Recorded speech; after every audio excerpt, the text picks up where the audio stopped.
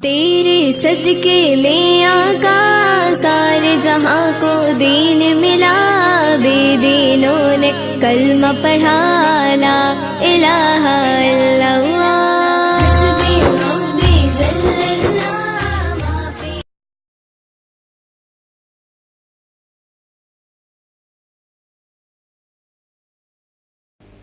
ناظرین، آپ دیکھ رہے ہیں صفا آن لائن کا خاص پروگرام، اور میں ہوں آپ کے ساتھ آج کے پروگرام کا میزبان منور سلطان۔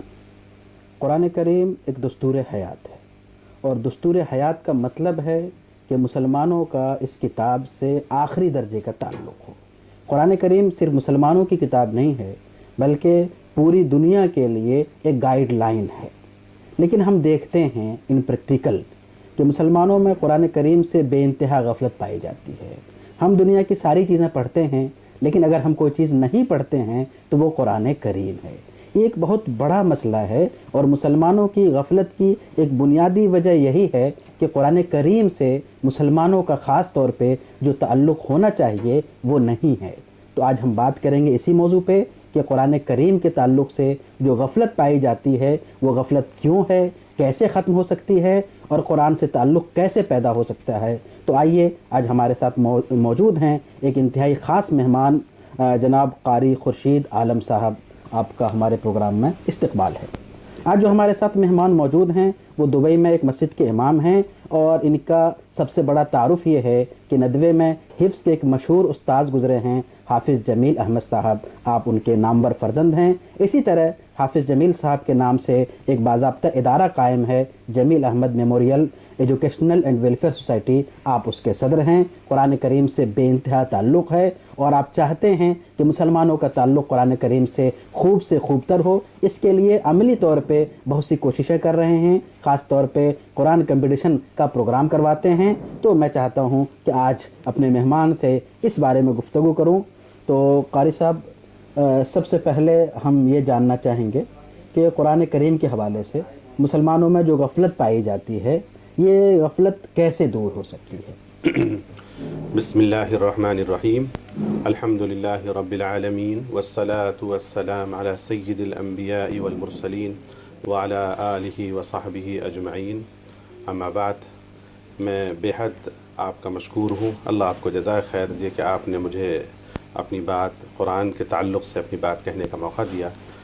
تو میں یہ محسوس کرتا ہوں کہ جو تعلق ہمارا قرآن سے ہونا چاہیے وہ نہ کے برابر ہے اصولی طور پر۔ اس کی مین وجہ اور بیسک وجہ ہے کہ قرآن کی جو اہمیت ہے، جو دستور الحیاء ہے، جیسے ہندوستان کا دستور ہے جو ہے، جس سے ہندوستان ایک ملک چلتا ہے، ویسے مسلمان کا دستور قرآن ہے۔ تو قرآن کی ہم ویلیوز جو ہے اور جو اس کی اہمیت ہے وہ ہم بالکل سمجھتے نہیں ہیں۔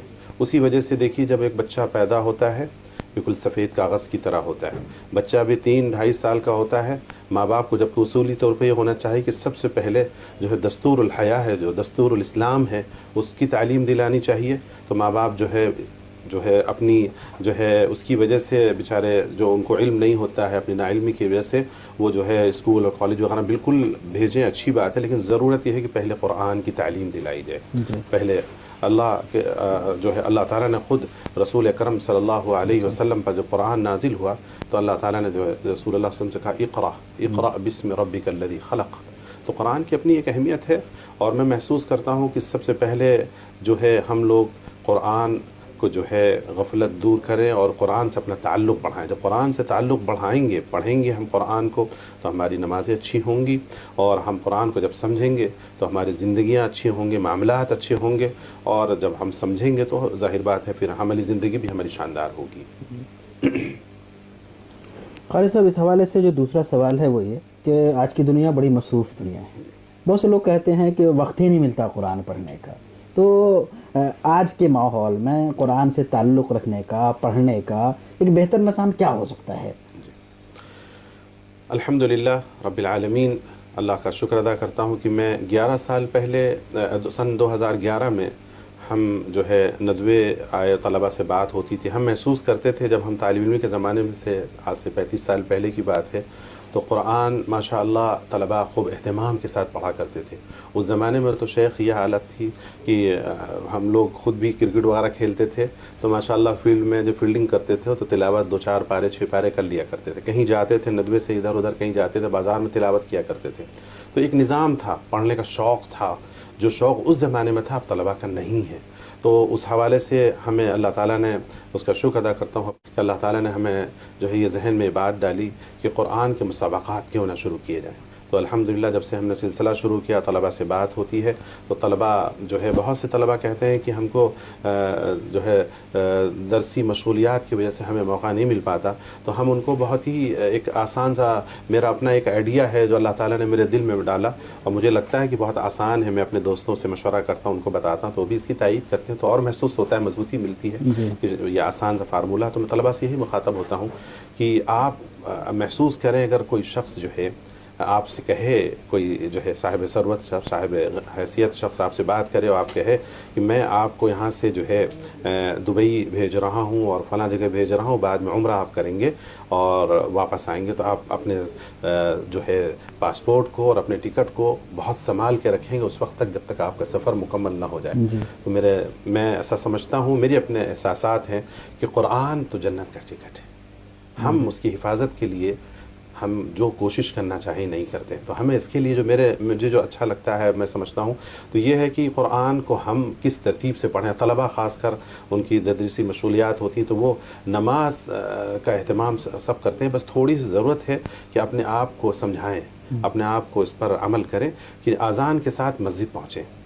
اذان ختم ہو, حی علی الفلاح کی آواز آپ کے کان میں آئی اور اگر آپ مسجد پہنچ گئے اس ترتیب سے اور اذان ختم ہوئی, اذان کے بعد آپ نے دعا پڑھی اذان کی, اور مان لی فجر میں آپ آدھا گھنٹہ ہوتا ہے اور آپ نے سنت پڑھ لی اور اس کے بعد بھی آپ کو 20 منٹ ملیں گے, تو 20 منٹ میں آپ آرام کے ساتھ ایک سپارہ پڑھ سکتے ہیں. بالکل جی.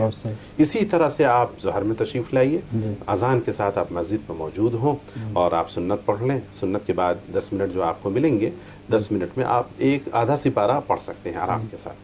اور اسی طرح سے آپ عصر میں آ جائیے, آدھا سپارہ پڑھ لیے. اسی طرح آپ عشاء میں آ جائیے, آدھا سپارہ پڑھ لیے بین الاذان والاقامہ. اس کے بعد 10 منٹ آپ عشاء کی نماز سے فارغ ہو کر دے دیے, 3 سپارے آپ پڑھ لیے. جب آپ 3 سپارے پڑھ لیں گے تو انشاءاللہ جو ایک غفلت ہے, جو ایک دوری ہے وہ ختم ہوگی اور آپ کا پڑھنا صحیح ہوگا.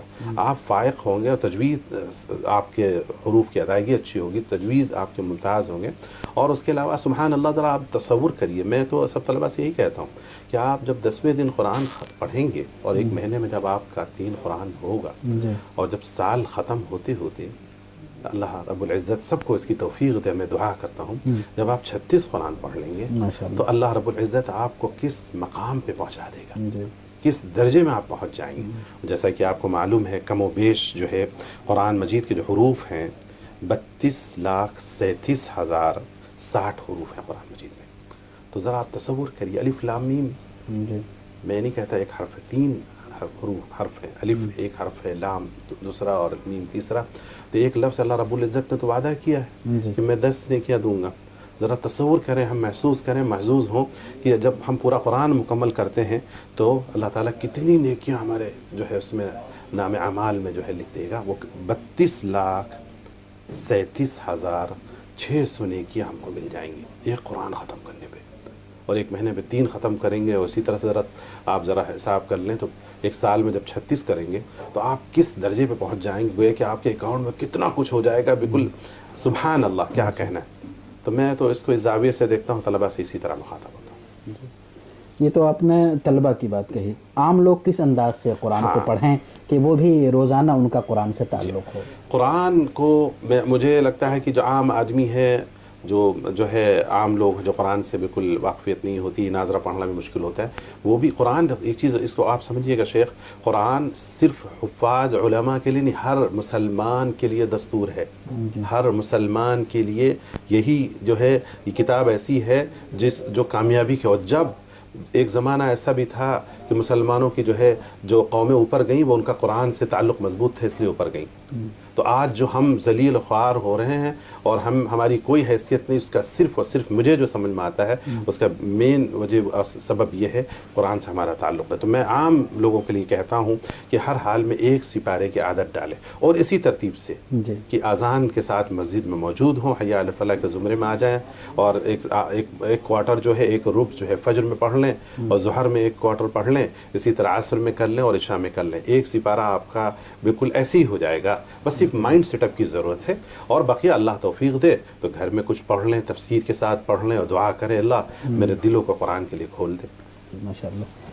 ناظرین، آپ دیکھ رہے تھے صفا آن لائن کا پروگرام، اور آپ نے ابھی سنا کہ قرآن کریم سے تعلق پیدا کرنے کی کتنی آسان شکل ہمارے قاری خورشید صاحب نے بتائی کہ ہر نماز سے پہلے اذان کے بعد آپ مسجد پہنچیں، اور ایک ایک ربع یعنی ایک ایک کوارٹر اگر آپ پڑھنے کی عادت ڈالتے ہیں تو بڑی آسانی کے ساتھ ایک مہینے میں آپ کا قرآن ختم ہو سکتا ہے۔ تو آج کے پروگرام کا خلاصہ یہی ہے کہ ہم سب کا قرآن سے تعلق مزید بڑھے، اگر ہے تو اس میں اور اضافہ ہو، قرآن کریم پڑھیں، اور قرآن کا حق صرف یہ نہیں ہے کہ اس کو پڑھا جائے، بلکہ اس کا حق یہ بھی ہے کہ پڑھنے کے ساتھ اس کے مفہوم کو سمجھا جائے، اس کے اندر جو اللہ تعالیٰ نے بات کہی ہے اس کو سمجھنے کی کوشش کی جائے، تدبر کیا جائے، اور اس طرح ہم اگر قرآن کے ساتھ سفر آگے بڑھیں گے تو انشاءاللہ ہماری زندگی بھی بڑی خوشگوار ہوگی، اور اللہ نے چاہا تو آخرت بھی بہترین ہوگی، خوشگوار ہوگی۔ بہت بہت شکریہ، جزاک اللہ۔